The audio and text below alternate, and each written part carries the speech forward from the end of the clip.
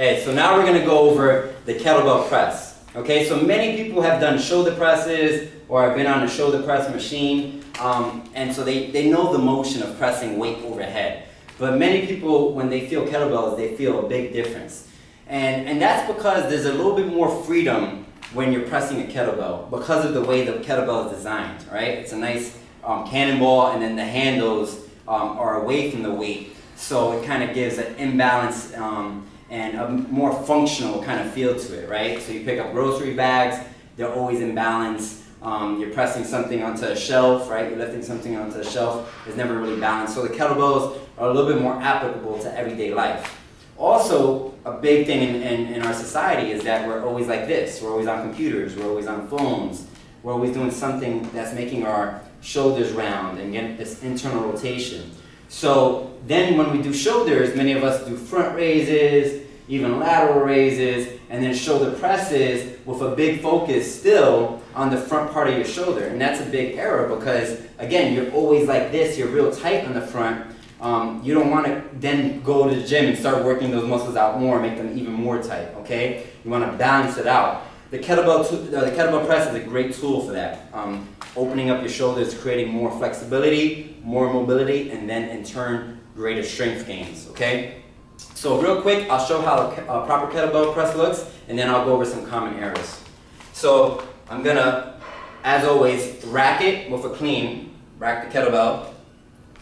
So I got a 16, so I'm in a nice rack position. I can pick my nose, all that good stuff. Then from here, I'm gonna lock out everything. Knees, hips, my glutes are locked. I'm pushing into the ground, and I can even squeeze my opposing hand to generate some more force and contract my body.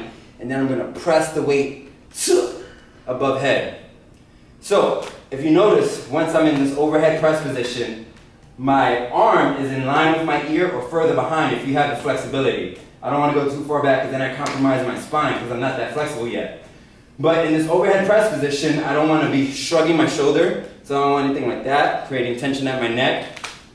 And I really want to pack in my lat muscle, okay? So if you can see, my lat muscle actually pops out. Check it out again. My lat muscle pops out because my shoulder's packed in. At the top of the press, just like in the top of the rack, my wrist is nice and straight. Okay, so again, no compromising this and letting the wrist bend, creating danger over there. My elbow is also locked out. Okay, so when I come up, full lockout, and then back down. The other side. So another thing to note, now when I'm over here, check out where the weight is. Okay? So most common, I said before, people are working shoulders, they're working the front part of the shoulders. I'm still working the front part of the shoulders, but the weight is bearing on the back side of my body. Okay, the weight is on the back, so my back shoulder, my posterior deltoid, and my medial deltoid are super activated right now, and supercharged. Okay, so really good for shoulder rehabilitation. And back down. So, common errors when people are doing presses. First of all, people don't even get into the rack position correctly. So when they go into the press, they're doing a lot of damage. So if you haven't seen the video on the kettlebell clean, check that one out. The link is below, okay? So if someone does an improper clean and comes to a bad rack position, something like this, right? Compromised wrist, compromised shoulder, and then they press up from here, there's a lot of bad things going on here.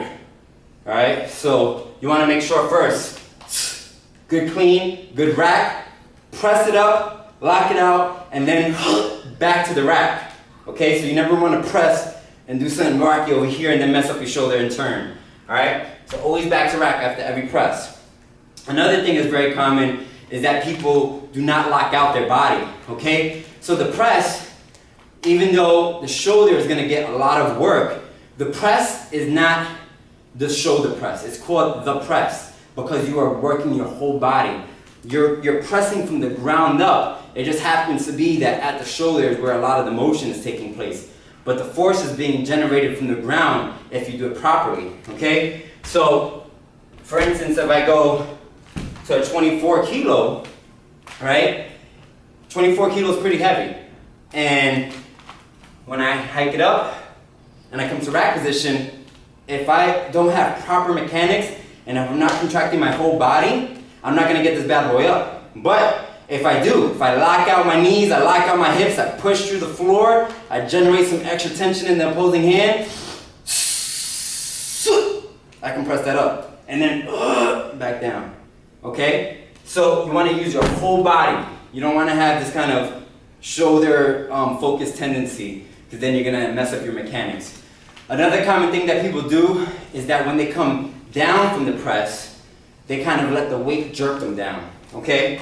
So I'll go back to the 16 kilo just for the demo. I don't want to get too tired. Alright? So improper. This is the improper come down from the rack. So I press. If I come down improperly, this is a very common one. They kind of just let the weight take them. Alright? And so, if you saw what happened there, when I came down, my elbow got twisted, my wrist got twisted, my shoulder got compromised. It's really bad. So you want to always, from that pressing motion, come back down to the rack position, and then from the rack position, come down to center. So check it out, this is a proper.